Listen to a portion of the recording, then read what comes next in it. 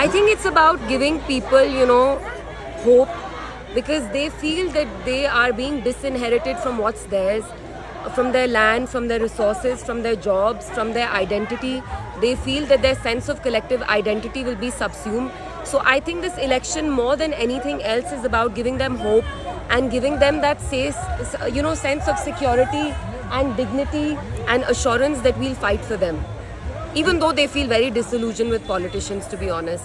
Iltija, the state has suffered a lot. Yeah. The youth of this state have suffered a lot. Yeah. There are concerns about radicalism, separatism, etc., etc. Yeah. As one of the youngest leaders in the state today, Yeah. how do you plan to tackle this? How do you see this radicalism and separatism? I mean, look, Rahul, you have to admit that whatever radicalization, I won't be able to speak for sure, but if it is happening, it's also happening because there's so much, there's an anti-Muslim campaign that's being run and that's being sort of like perpetuated and run by the government in Delhi. And so whatever little radicalization you're seeing here, I'm sure what you're saying is right, is happening as a reaction to that.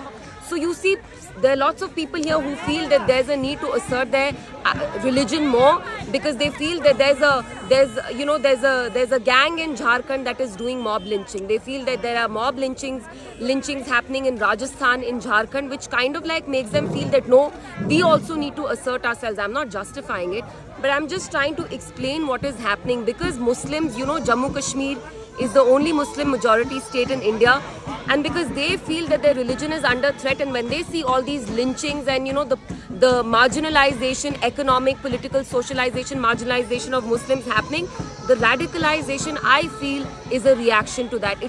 It's not entirely because of that, but a lot of it is stemming from the fact that they feel insecure. During your campaigns and even before your campaigns, I know you've been interacting with a lot of young people of your age, etc. What is the overwhelming sentiment you get from the young people of Kashmir, especially women? Gigi, 1 minute. For the young people? Especially women. Rahul, the young people feel unmoored. They feel that they're nowhere. They feel strangers in their own land. They're confused. They know that there's a government sitting in Delhi that wants to snatch whatever is rightfully theirs. There's an acute sense of disillusionment. And when you talk about just youngsters, our rate of unemployment is at the highest. And in the past 5 years, it's only gone up. If you look at our development indices before 2019, before the abrogation of 370, we were comfortably placed. In fact, we were far ahead compared to even BJP states. But as far as the youngsters are concerned, they're worried. There's no job safety.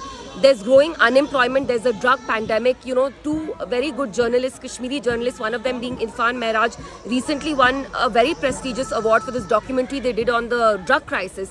So it's a pandemic. So there's a drug crisis as well. There's despair. There's depression amongst youth. And I want to be able to do something for them.